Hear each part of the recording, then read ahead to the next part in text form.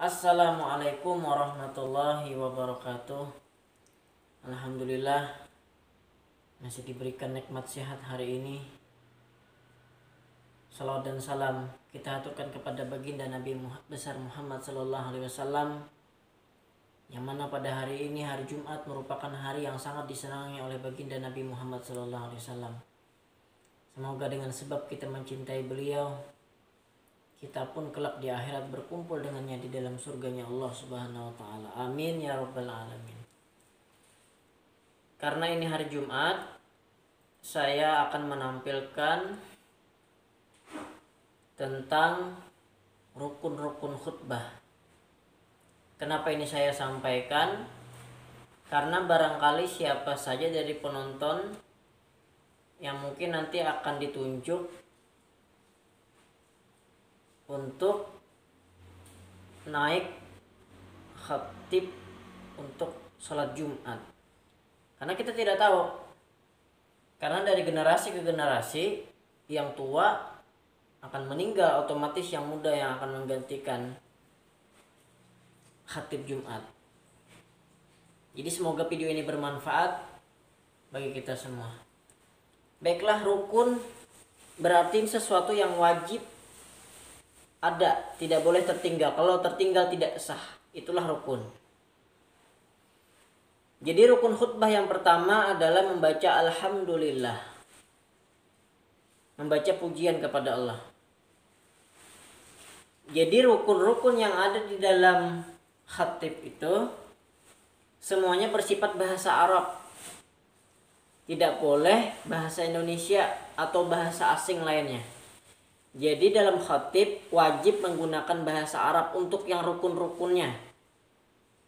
Jadi rukunnya yang pertama adalah membaca puji-pujian kepada Allah, yaitu alhamdulillahirabbil alamin. Kemudian membaca sholawat Nabi. Allahumma sholli wa sallim ala sayyidina Muhammad ibn Abdullah wa ala alihi wa ashabihi ajma'in. Dan itu harus jelas. Oleh karena itu intonasi untuk pengucapan rukun maka wajib diperjelas agar jamaah mendengar dan tunailah rukun itu. Kemudian apa? Yaitu wasiat takwa. Usikum wa iyaya nafsi bitaqwallah faqad fazal muttaqun. Sebagai contoh seperti itu. Saya wasiatkan kepadamu yaitu takwa. Nah, yang bahasa Indonesia itu kita mengulang kembali untuk mengingatkan jamaah kita, karena kita berada di wilayah Indonesia, maka kita menggunakan bahasa Indonesia agar khutbah kita dapat dipahami maksudnya.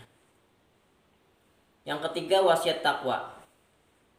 Kemudian wajib membaca Al-Quran. Itu bahasa Arab lagi. Jadi wajib menggunakan bahasa Arab untuk membaca Al-Quran. Untuk terjemah juga boleh, akan tetapi harus ada salah satunya yang menggunakan bahasa Arab. Tidak boleh semuanya yang pakai terjemah. Nah, kemudian doa untuk kaum muslimin dan muslimat. Allahumma ighfir lil muslimina wal muslimat wal mu'minina wal mu'minat al ahya'i minhum wal amwat. Itu wajib hukumnya, tidak boleh tertinggal. Selain itu doa-doa yang lain boleh. Allahumma izzal islam wal muslimin, boleh. Tapi yang wajibnya doa mohonan ampun kepada untuk kaum muslimin muslimat. Itu wajib. Itu saja rukun-rukunnya. Jadi masalah isi itu masing-masing mau membuat isi materi khutbah itu tentang apa itu masing-masing. Cuman rukun itu yang terpenting.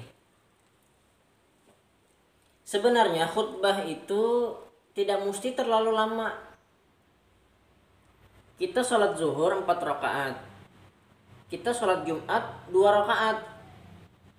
Karena Bilal sebelum khatib naik ke atas mimbar mengatakan bahwasanya 2 rakaat yang hilang itu diganti dengan khutbah. Oleh karena itu khutbah tadi dinilai dengan 2 rakaat sholat. Jadi seolah-olah 4 rakaat sama seperti zuhur. Nah, oleh karena itu alangkah bagusnya sih agar khutbah itu panjangnya itu sesuai bagaimana kita mengerjakan 2 rakaat sholat. Sebenarnya asal rukunnya terpenuhi ya sudah cukup. Isinya biar pendek. Jadi panjangnya melakukan khutbah itu seperti melakukan 2 rakaat sholat. Jangan terlalu lama, karena kalau terlalu lama nanti jamaah akan merasa seperti apa gitu. Padahal itu dalam hal menunaikan 2 rakaat tadi. Kalau jamaahnya gelisah karena kelamaan, nanti fokus untuk mendengarkan khutbah itu hilang. Padahal sahnya khutbah itu apabila ada 40 orang yang mengerti dengan rukunnya dan mendengar rukun-rukun tadi, maka sahlah khutbahnya. Akan tetapi kalau kurang dari itu dikhawatirkan tidak sempurna khutbah tadi pahalanya. Nah, penonton sekalian yang dirahmati oleh Allah, dalam menyampaikan khutbah, kalau bisa sih seharusnya sebagaimana Nabi Muhammad SAW berkhutbah, beliau itu ketika khutbah itu menyampaikannya dengan penuh semangat, sangat energik. Bahkan dikatakan sampai wajah beliau yang putih itu terlihat merah, saking luar biasanya dalam menyampaikan materi khutbah.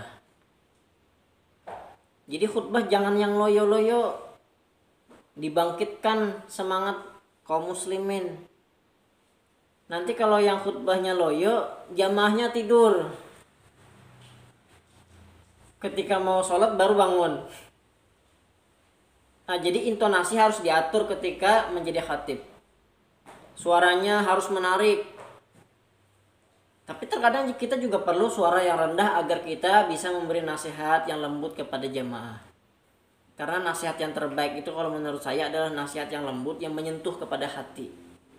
Nasihat yang datang dari hati akan sampai ke hati para pendengar. Nah, jadi masalah khutbah ini boleh pakai teks atau tidak pakai teks. Tergantung. Kalau yang pakai teks lebih nyaman ya silahkan. Kalau yang khatib merasa nyaman tidak pakai teks karena merasa lebih lugas ya silahkan, asal dengan syarat pengucapan ayatnya harus benar, karena ini rukun. Kalau salah dalam pengucapan bisa rusak khutbahnya. Nah, penonton sekalian yang dirahmati oleh Allah, setelah itu khatib turun. Kalau bisa ketika turun itu jangan lagi bicara-bicara. Karena kita ini dalam rangka beribadah. Karena kalau kita berbicara, sebagaimana sholat kita tidak boleh berbicara. Jadi saya beranggapan bahwa orang yang khutbah itu seperti mengerjakan sholat. Badannya tidak boleh gerak-gerak karena dalam sholat. Karena di dalam sholat dilarang kita bergerak di luar gerakan-gerakan sholat. Misalkan khutbah berdiri di sini. Dia memegang tongkat di sebelah kiri ya. Sebagaimana sunnah Nabi, orang yang khutbah itu memakai tongkat. Jadi kalau tidak ada tongkat, silahkan cari ranting pohon. Karena hukumnya sunnah memakai tongkat. Bahkan orang zaman dulu itu ketika tidak ada tongkat, mereka memakai panah, busur panah untuk dijadikan tongkat khutbah. Karena hukumnya sunnah. Nah, jadi ketika turun dari mimbar, karena memang tugas seorang khatib adalah menjadi imam sholat Jumat, langsung silahkan ambil tempat di peimaman. Atau kalaupun ada orang yang lebih afdol mungkin untuk menjadi imam, kita serahkan tapi tanpa bicara. Karena ini seperti perpindahan dari satu ibadah ke ibadah yang lain. Jadi jangan kita berbuat hal-hal yang tidak penting. Kalau bisa disegerakan. Nah, ketika jadi imam, sesudah membaca Al-Fatihah adalah surah Al-A'la. Kemudian Al-Ghasyiyah, itu yang sunnahnya. Atau membaca Surah Al-Jumu'ah. Ya ayyuhalladzina amanu idza nudiya lis-sholati min yaumil jum'ati fas'au ila dzikrillahi wa dzarul bai'. Dzalikum khairul lakum in kuntum ta'lamun. Ila akhiril ayah. Itu sunnah hukumnya. Setelah salam membaca yang 777 itu. Al-Fatihah 7 kali, Qul huwallahu 7 kali, Al-Falaq An-Nas 77. Kata Rasulullah sallallahu alaihi wasallam, barang siapa yang membaca 7777 ini, maka Allah akan memberikan cahaya dari Jumat ini ke Jumat yang akan datang. Apabila Jumat yang akan datang dia baca lagi, Allah berikan cahaya lagi dia untuk Jumat yang akan datang. Nah, demikian yang dapat saya sampaikan mengenai rukun-rukun khutbah. Semoga ini bermanfaat untuk generasi-generasi muda pengganti khatib yang akan datang. Terima kasih. Mohon maaf jika terdapat kesalahan dan kekurangan. Wassalamualaikum warahmatullahi wabarakatuh.